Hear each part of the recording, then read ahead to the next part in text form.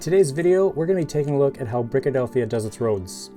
Just give me 1 sec to set up the groove and we'll get right into it.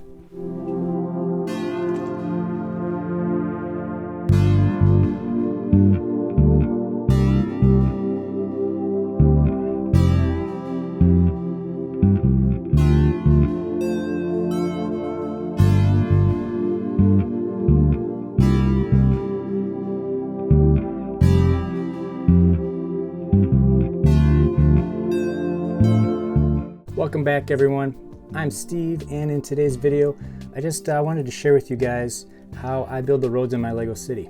For those of you who don't know, I recently did some renovation work to my Lego room. I was able to remove a closet and add some more space to the room. I decided to completely take apart Brickadelphia and build some new tables, get some more real estate for the city to go on. You know, bigger, better beef. That's what's for dinner.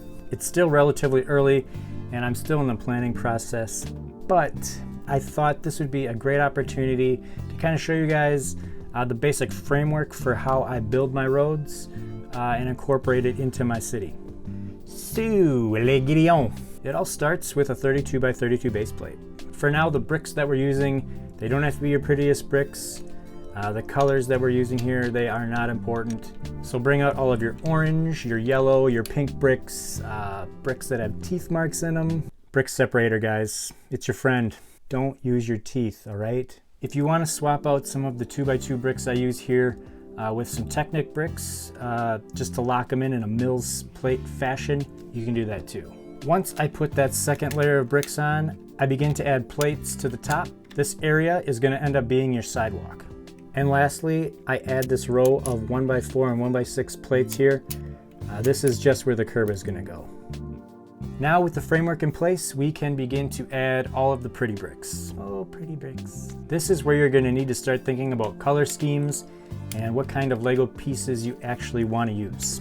All I do for my curbs is I put in a row of bricks and then I finish them off with a row of tiles. This gives it a really nice, clean look. Once the curb is in place, we are left with a nice even 4 studs to create our sidewalks. You can really begin to use your imagination here and create some unique elements. This is the basic format for my roads themselves.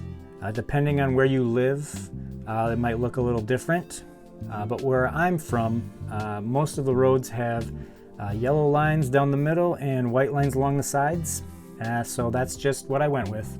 I decided to go with dark bluish gray for my roads. It just contrasts very well against the light bluish gray sidewalks and curb. Each lane on the road is a full 7 studs wide, which provides a good amount of room for most Lego vehicles. Breathing room. Once you decide on what bricks you want to use, how you want to use them, and you've actually put the road together, all you do is you lay it right down on the framework. The red bricks in the middle add some support so it doesn't sag, but you will notice that the road slides. There's nothing locking it down. That's where my drainage covers come into play. I place these drainage covers along the edge of my curb and then I build in some holes to the road to match the placement of these drainage covers. They actually lock the road right into place. She doesn't move at all. It's a beautiful thing. And that is the basic starting template I use to create the roads in Brickadelphia.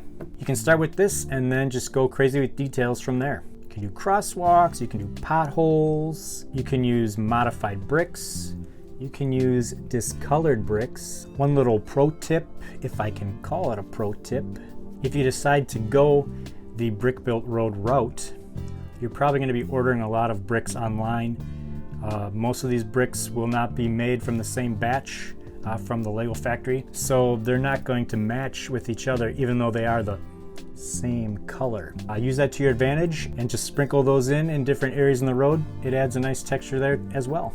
Try it out. Because I elevate the roads in my city an entire brick above the base plate, I'm able to actually build down into the roads as well. Like this construction site here, I've got some exposed pipes and some dirt. You know, you can do whatever you want. I'm even tearing my brain apart trying to do Lego math and doing street corners and incorporating a trolley system into my roads as well.